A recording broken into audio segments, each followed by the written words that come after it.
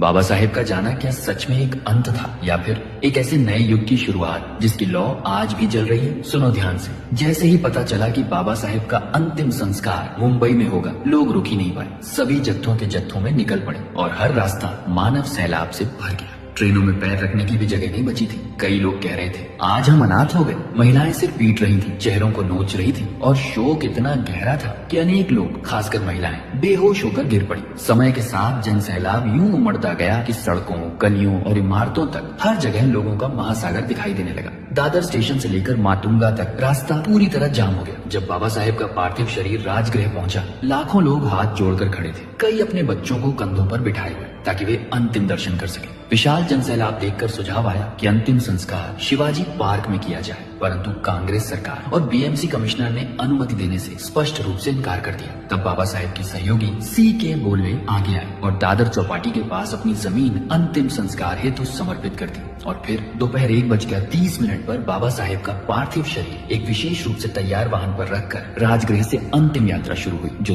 5:24 पर दादर चौपाटी पहुंची। कई स्थानों पर मौन जनसागर अचानक गूंज उठा, बाबा साहेब की जय, बाबा साहेब अमर रहे। और इसी मौन सागर के बीच बाबा साहेब को चंदन की ऊंची विशाल चिता पर ऐसे रखा गया था कि जहां तक नजर जाए हर व्यक्ति अंतिम दर्शन कर सके। लेकिन अंतिम संस्कार शुरू होने से ठीक पहले दादा साहेब गायकवाड़ माइक पर आए और बोले, बाबा साहेब 16 दिसंबर को आपका हाथ पकड़कर आपको बुद्ध के धम्म की ओर ले जाने वाले थे, लेकिन आज उलटा हो गया। उनका शरीर चिता पर है, पर उनकी इच्छा हम यही पूरी करेंगे। जो लोग बौद्ध धम्म में अपनाना चाहते हैं हाथ उठाए। क्षण भर का मौन टूटा और पूरा समुद्र हाथों से भर गया। भदंतानंद कौशल्यायन ने वहीं उसी क्षण लगभग 10 लाख लोगों को धम्म दीक्षा दी। शोक के बीच जन्म लेती एक नई क्रांति। शाम 7:35 पर अंतिम संस्कार की विधि शुरू हुई और जब यशवंत आम्बेडकर ने चिता को अग्नि दी, तब पहली लौ उठी और बाबा साहेब धीरे धीरे पंच तत्वों में विलीन होते चले गए। वह दृश्य इतना दर्दनाक था कि हवा तक एक भारी आह जैसी महसूस हो रही थी। अगली सुबह 8 दिसंबर 1956 को दादर श्मशान से बाबा साहेब की अस्थियां